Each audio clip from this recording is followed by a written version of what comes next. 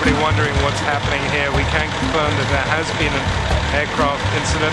From what we know at this time, it was a Cayman Airways flight. It was traveling from Jamaica to Grand Cayman. We believe there were 16 people on board, and multiple agencies have responded to the incident, and as soon as we have further details, we'll keep you informed. It's designed to evaluate the response of an incident command post. The emergency exercise is a part of the emergency care and treatment, the mass casualty and incident command course.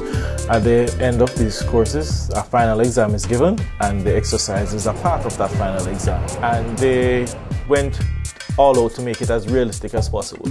They used a fire truck to represent the crashed plane, also firecrackers, flares, and the victims themselves were good actors. They were given roles to play of injured persons. I'm a 24-year-old woman who's pregnant, 36 weeks pregnant, and I have a crushed injury to my chest. Because with a plane crash, no one knows where exactly someone's going to be thrown. It's, you know, you're scattered all over the place, so you have to do a clean sweep. The fire truck was brought into play to actually put out fires. The police vehicle were brought in to provide cordon of roads. Smoke signals were used, stretchers were used, the ambulance was used, the advanced medical post was pulled out from the emergency unit at the hospital and also deployed and used. When we talk about preparing departments and the first responders, we like to say that we give them some very basic training which can then be applied across the board.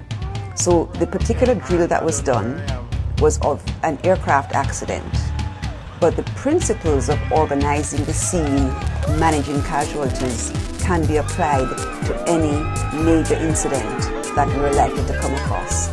We don't often have mass casualty incidents, so we don't have a lot of experience in this type of incident. When you don't have a lot of experience, it is important that you train even harder. The other thing, of course, is that because of the infrequency of these kinds of incidents, persons who are initially trained are lost to attrition. They may change jobs, they may change positions, they get promoted and so on. So it's very important that we keep training persons and that they keep practicing for the day which we hope really will never come. Some of the skills that were taught during the drill, scene assessment, field triage, establishing advanced medical posts in the field. Incident command, scene safety, ensuring that the responders were responding in a safe environment. There was also that of radio communication. Many persons that were participants on the course did not use a radio before. We actually had approximately 10 departments participating with a total of 39 persons. The agencies are hazard management, Cayman Islands, the Red Cross, ADRA, the Seventh-day Adventist Group. You had Department of Environmental Health, you had the police, you had the Fire Department, Health Services Authority, you also had Port Authority and the cadets. So quite a number of agencies participated that would play a role in a mass casualty situation. At an incident scene of this type, there are a number of departments, agencies working together. It's critical that each person at the scene knows exactly what is expected of him or her, but also what the roles of the other first responders are. From my observation of the exercise, one of the areas that I would like to see improvement in is really a joint command post operating as such. And can we get all the persons who are involved in the exercise to establish one command post from which everybody operates? So that would be the major thing that I would have seen coming out of the exercise.